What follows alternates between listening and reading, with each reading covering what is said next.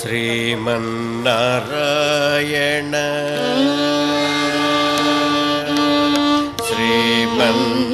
శ్రీమన్నారాయణ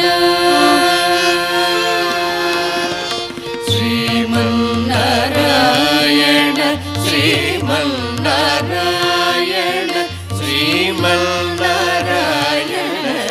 శ్రీ పరమేశ్వరుడు శ్రీమన్నారాయణ శ్రీమన్నారాయణ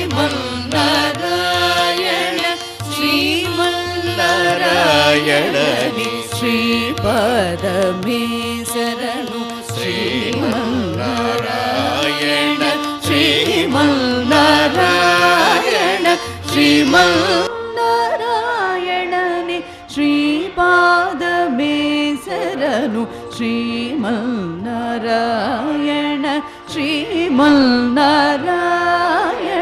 శ్రీమన్నారాయణని శ్రీపాదమేశ్వరను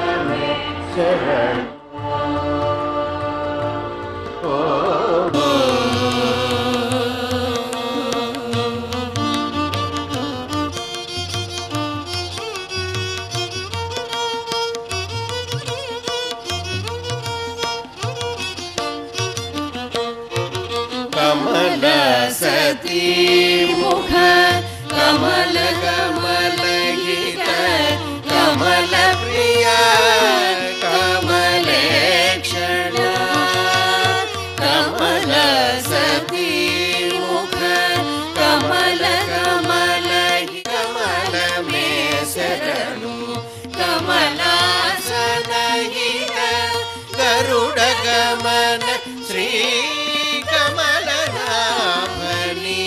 पद कमल में शरणु श्रीमन्नारायण श्रीमन्नारायण श्रीमन्नारायण ఎమ్మెల్యేగా ఎంపీగా రాష్ట్ర మంత్రిగా ముఖ్యమంత్రిగా కేంద్ర మంత్రిగా మన దేశానికి తోలి తెలుగు ప్రధానమంత్రిగా తెలుగువారికి దేశ ప్రజలందరికీ శ్రీ పివి ఎన్నలేని సేవలు అందించారు. His fluency in waste languages was a hallmark of Mr. P.V. Narasimha Rao. Once I recall when we had been to the United States of America when he was addressing the Senate in the United States, and after his speech when he opened up the forum for questions, a number of questions were raised, and one kept wondering how was PVG going to handle those questions. And you'll be amazed to see that every question he answered back with a question quoting from American history only. He did not take to anything else.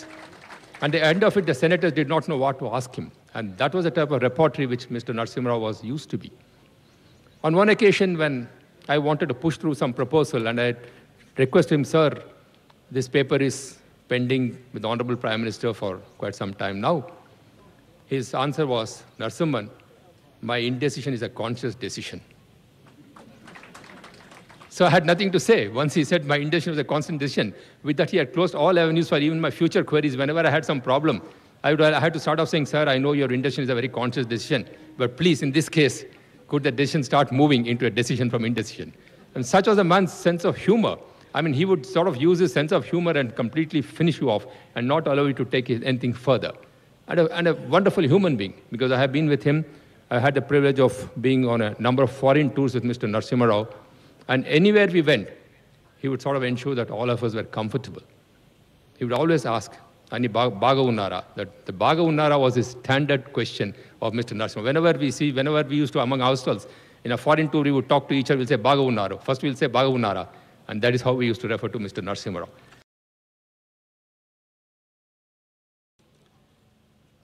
PV గారు పరమపదించిన రోజు నేను ఢిల్లీలోనే ఉన్నాను. చాలా దుఃఖంతో చాలా బాధతో అక్కడ వారి పార్థివ శరీరానికి నివాళులు అర్పించి తర్వాత జరిగిన ఘటనాక్రమంలో అత్యధికంగా బాధపడ్డ వ్యక్తులు నేను కూడా ఆ రోజు కొంత బాధకు గురైన మేమందరం.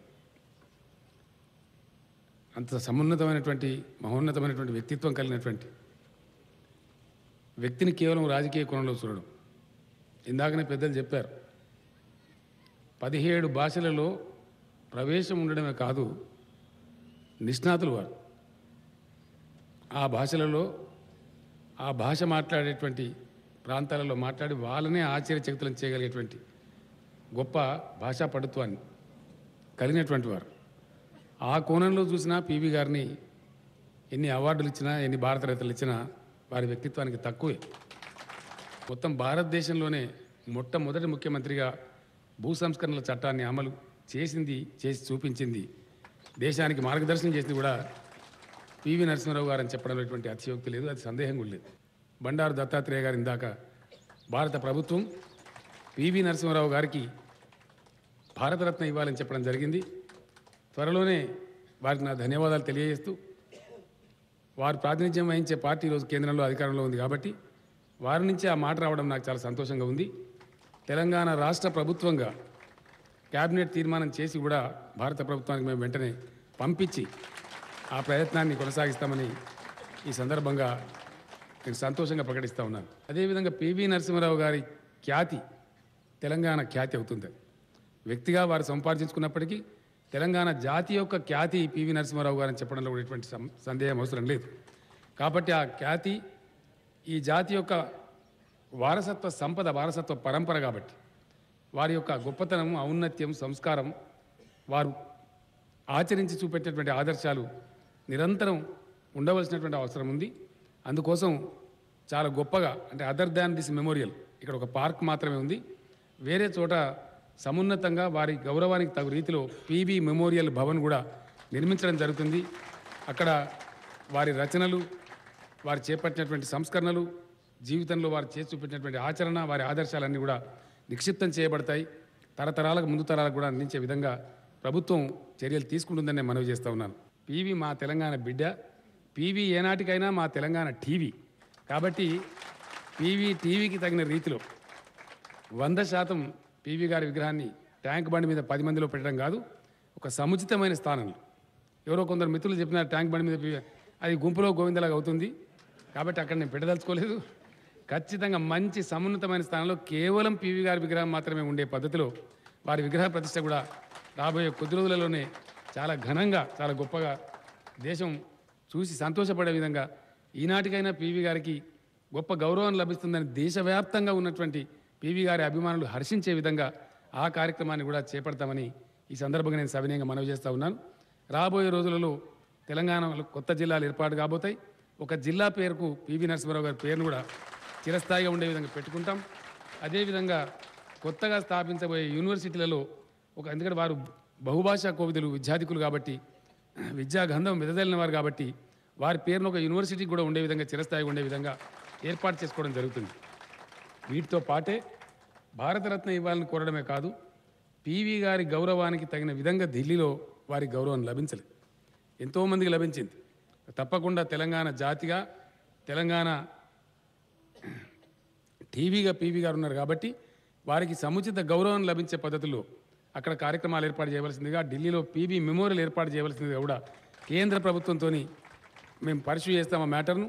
అందుకు సంబంధించి దత్తాత్రేయ గారు, ఇతర మిత్రులు కూడా మాకు సహకరించాలని సందర్భంగా కోరుకుంటూ, రాబోయే రోజులలో చాలా గొప్పగా ఈ కార్యక్రమాన్ని నిర్వహించుకుందాం. తెలంగాణ రాష్ట్ర వ్యాప్తంగా ఉన్నటువంటి పివి నరసింహారావు గారి అభిమానులందరూ కూడా ఇక్కడ పార్టిసిపేట్ అయ్యేటువంటి అవకాశాలు కల్పించుకుంటూ ఇంకా చక్కగా, ఇంకా గొప్పగా, ఇప్పుడు ఏదో చంద్రునికో నూలుపోగులాగా ఉడతా భక్తి ఈ సంవత్సరం నిర్వహించుకున్నాం. ఇది ప్రారంభం మాత్రమే. రాబోయే రోజులలో చాలా గొప్పగా రాష్ట్ర వ్యాప్తంగా ఎల్లప్పుడూ పివి గారి పేరు గుర్తుండే విధంగా, వారి ఆదర్శాలు భవిష్యత్తు తరాలకు చేరే విధంగా కార్యాచరణకు రూపకల్పన చేస్తామని సగర్వంగా ప్రకటిస్తూ సెలవు.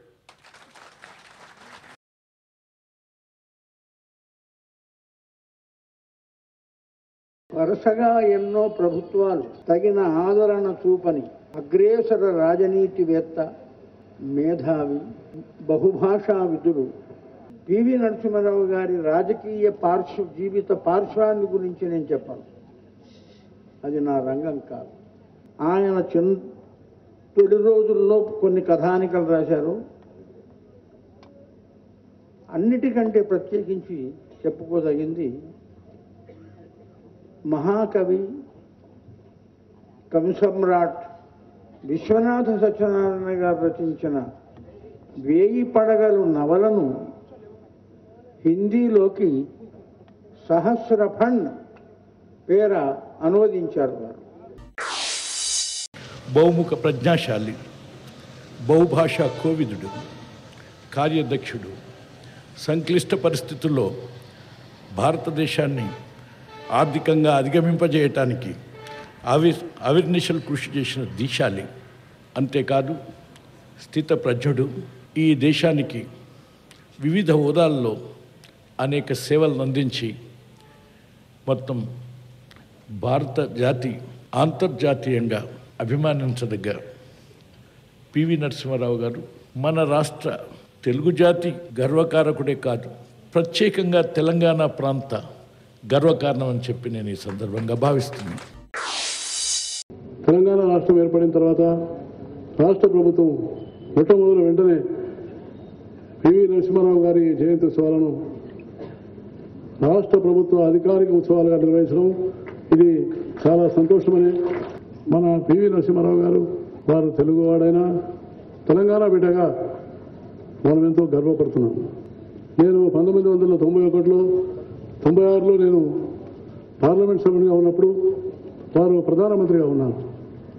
కానీ నన్ను చాలా ఆత్మీయతతో పిలిచి ప్రతి 3 మాసాలకు ఒకసారి అల్పాహారం ఎందుకు పిలిచి ఆంధ్రప్రదేశ్ విషయాలు చాలా అడిగేవారు. ఆయన మాత్రం ఏం చెప్పేవారు కాదు. కానీ చాలా గొప్ప వ్యక్తి. ఆయనతో కలిస్తే ఒక పుస్తకం చదివినట్టుగా ఉండేది.